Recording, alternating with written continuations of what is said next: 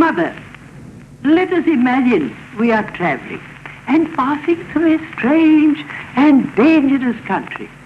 You are riding in a palanquin, and I am trotting by you on a red horse. It is the evening, and the sun goes down. The waste of Joradiki lies worn and grey before us. The land is desolate and barren. You are frightened and thinking, I know not where we have come to.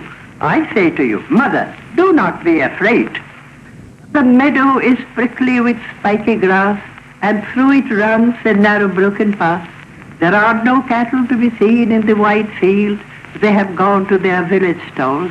It grows dark and dim on the land and sky, and we cannot tell where we are going. Suddenly you call me and ask me in a whisper, what light is that near the bank? Just then there bursts out a fearful yell, and figures come running towards us. You sit crouched in your palanquin and repeat the names of the gods in prayer. The bearers, shaking in terror, hide themselves in the thorny bush. I shout to you, don't be afraid, Mother, I am here. With long sticks in their hands and hair all wild about their heads, they come nearer and nearer. I shout, have a care, you villains. One step more and you are dead men. They give another terrible yell and rush forward. You clutch my hand and say, dear boy, for heaven's sake, keep away from them. I say, Mother, just you watch me. Then I spur my horse for a wild gallop, and my sword and buckler clash against each other. The fight becomes so fearful, Mother, that it would give you a cold shudder could you see it from your palanquin. Many of them fly, and a great number are cut to pieces. I know you are thinking, sitting all by yourself, that your boy must be dead by this time. But I come to you all stained with blood and say, Mother, the fight is over now. You come out and kiss me, pressing me to your heart. I don't know what I should do if I had my boy to escort you. When I was 18, a sudden spring breeze of religious experience for the first time came to my life and passed away, leaving in my memory a direct message of spiritual reality. One day, while I stood watching at early dawn, the sun sending out its rays from behind the trees, I suddenly felt as if some ancient mist had in a moment lifted from my sight, and the morning light on the face of the world revealed an inner radiance of joy. The invisible screen of the commonplace was removed from all things and all men, and their ultimate significance was intensified in my mind. And this is the definition of beauty. That which was memorable in this experience was its human message, the sudden expansion of my consciousness in the superpersonal world of man.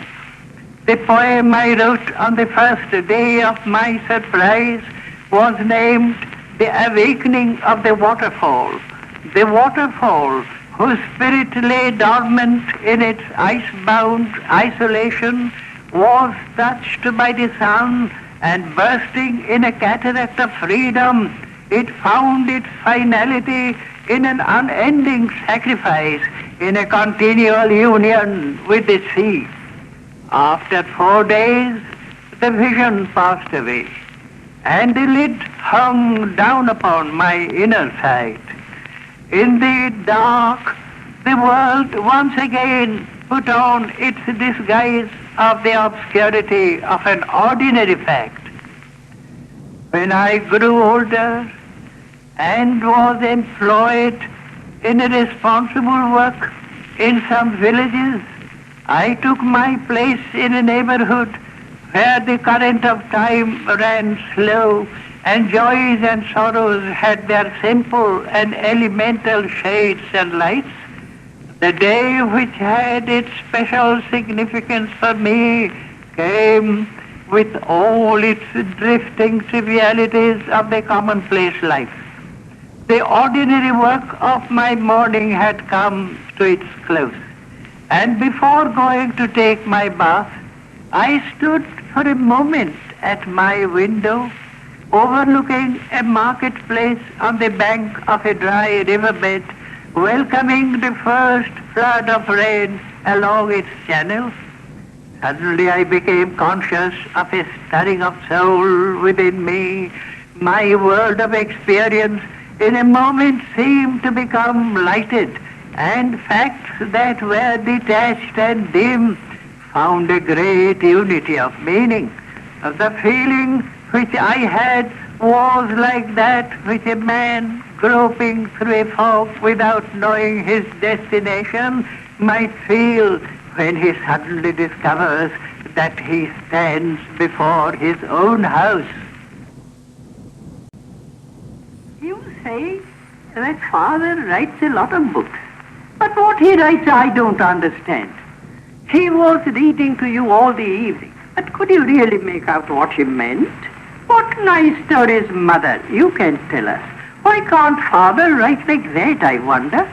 Did he never hear from his own mother stories of giants and fairies and princesses? Has he forgotten them all? Often when he gets late for his bath, you have to go and call him 100 times. You wait and keep his dishes warm for him, but he goes up writing and forgets. Father always plays at making books. If ever I go to play in Father's room, you come and call me, what a naughty child. If I make the slightest noise, you say, don't you see that Father's at his work? What is the fun of always writing and writing? When I take up Father's pen or pencil and write upon his book just as he does, A, B, C, D, E, F, G, H, I, why do you get cross with me then, Mother? You never say a word when Father writes. When my father wastes such heaps of paper, Mother, you don't seem to mind at all. But if I take only one sheet to make a boat with, you say, child, how troublesome you are. What do you think of Father spoiling sheets and sheets of paper with black marks all over on both sides? The trumpet lies in the dust. The wind is weary. The light is dead. Ah, the evil day. Come, fighters, carrying your flags, and singers with your war songs. Come, pilgrims of the march, hurrying on your journey. The trumpet lies in the dust, waiting for us. I was on my way to the temple with my evening offerings, seeking for a place of rest after the day's dusty toil, hoping my hurts would be healed and the stains in my garment washed white, when I found thy trumpet lying in the dust.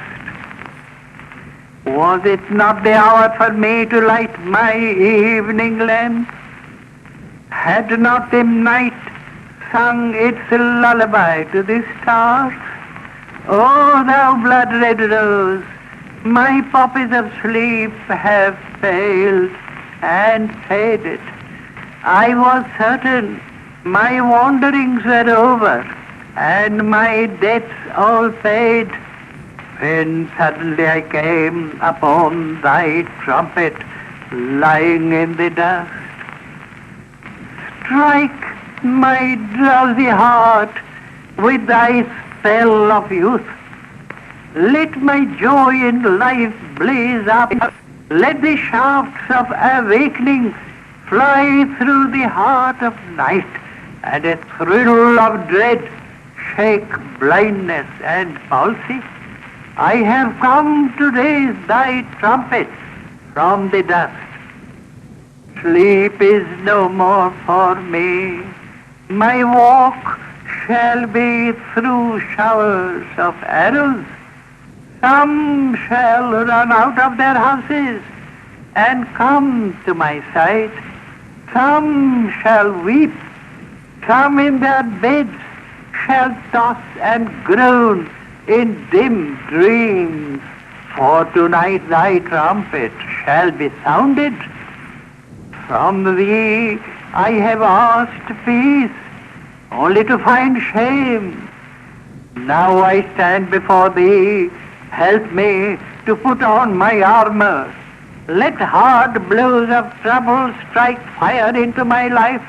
Let my heart beat in pain, the drum of thy victory. My hands shall be utterly emptied to take up thy trumpet.